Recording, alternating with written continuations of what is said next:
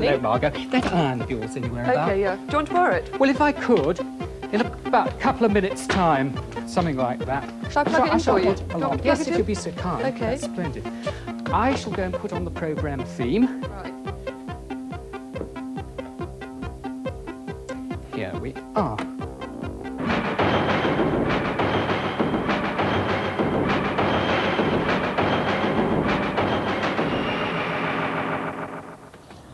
Hello. Pipes today. Could mean almost anything, including this, a tube of paint. This has a nozzle on it, and I can pipe my picture, do you see? Just as simple as that. A 5-petaled flower. I think we'll just go on the inside a little bit too. Have you come across this paint? It's called heat expanding paint. And you'll see what that does in a minute. We'll put the top on the tube. Have another nice bright colour. And give it a centre.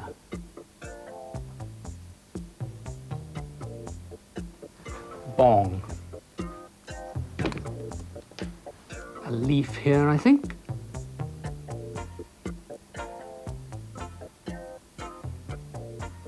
And a little tendril. I like these bright colours, so I'm going to put a lighter green there, and there, and there. Well, of course, we could go on piping all day like that, but it takes time to dry. So here's one where I have done an awful lot of piping and left it to dry overnight. I think really it wants about 8 hours to dry. So this is ready for the heat process now, so we'll take it over to that ironing board. Margot, yeah. Were you able to get the iron to the right temperature? Yes, and I've put a towel there for you. Oh, marvellous. That's terrific. The temperature wants to be low, you know, way down the scale of irons. Now, what we do with this is to put it face down onto a nice, spongy, soft towel, and then it's really just a matter of ironing.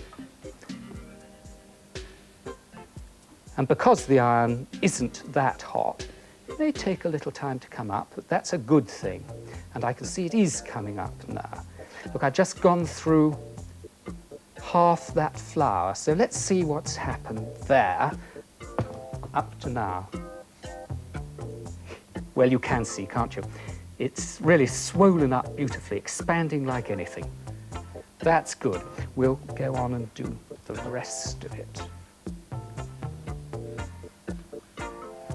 You can, in fact, if you want to, do this on card. It does work quite well, and you iron exactly the same way. And this ironing business, if you're not old enough to use irons, well, you can always get somebody grown up to do that bit of it for you. I think that's come up very nicely now. You can almost see through, can't you, that the expansion has happened, and we'll now have a look at it. Here we go. Oh, yes. That really has expanded very well indeed. I'm rather pleased with that. Now, here's something else I've done, just to show that you can use other materials. Makes rather a pleasant illustration, doesn't it?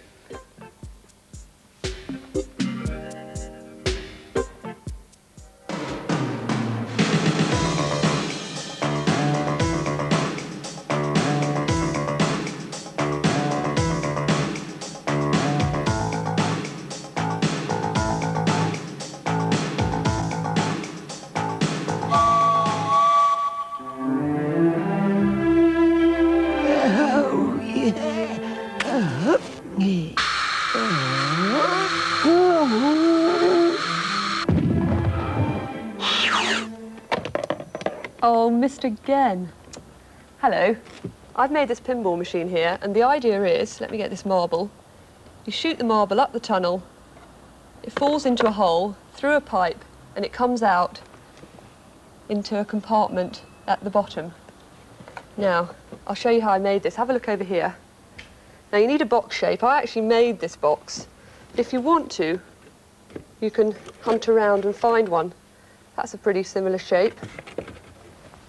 And I've actually stuck the compartments in here. I've actually got 4. You can get as many as you can. And I made these using this strip. Now, it's a strip of paper, and I've just folded it at various intervals. There we are. And the next thing, the most important thing, is your playing board. Oh, I've already got something stuck on here. Your playing board. Now, there it is. This has actually got to fit inside your box. And it's got 3 flaps, which I'll stick together. Oops. Not very sticky. And the reason why you want to stick them together is so that you've got a raised surface. And that's because you want to put your tubes. Now, once you've cut your holes, you get some paper, a strip of paper, with glue just on either side. And if you just push the paper like that, there, you've got your tube. Stick them in at angles if you want.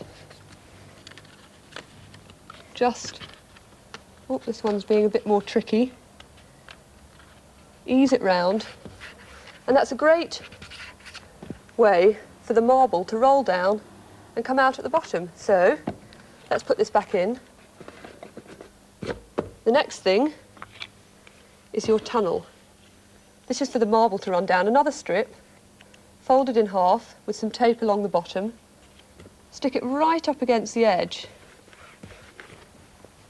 And then you've got to make your trigger. Have a look back here again. You can see this trigger. It works with an elastic band. And if you go back to this one, you can see I've cut a hole here. And I've cut 2 little slits just at the top. Those slits are for the elastic band. And here's my trigger. Now, it's a strip of paper which fits inside this hole. And it's just got a little L shape so that when I put it in, as you'll see, it doesn't shoot all the way through. Get your elastic band. Just ease it through the slits. I've got 1 little slit at the back here. There we are. You see? You've got your trigger. Now, I've just made a little bend in this trigger, there, so that the marble can sit in the corner. Now, there's another very important thing. When the actual marble shoots up, it just sits in the corner. So what you need to do is get a strip of paper, like that, so the marble will go up and it'll just bounce off and shoot back down. And of course, if you miss a hole, which I've been tending to do, you've got to have a strip at the bottom. Just stick that like that. So the marble will just run all the way down and it'll fall into the trap. And this is also a good place to put your numbers. And the next part is the decorating. Now, I started decorating this one, and I thought it'd be a good idea to get these little mapping pins here. You can just see them. And so the marble can bounce off, and sometimes it can help you get the marble in the hole, and sometimes it doesn't help. But have a look at this one over here. A much bigger one, much more decoration, loads of mapping pins. And I've been trying all morning with this. Trying to... Oh, I'd have done it in the hole. Oh, naught. You see, the last score there is naught. And some of them are much harder than others. Some holes... Oh, another one! Gosh, I'm doing really well here. Naught again. I think I'll have to keep on practicing. I'm trying to get 200 here.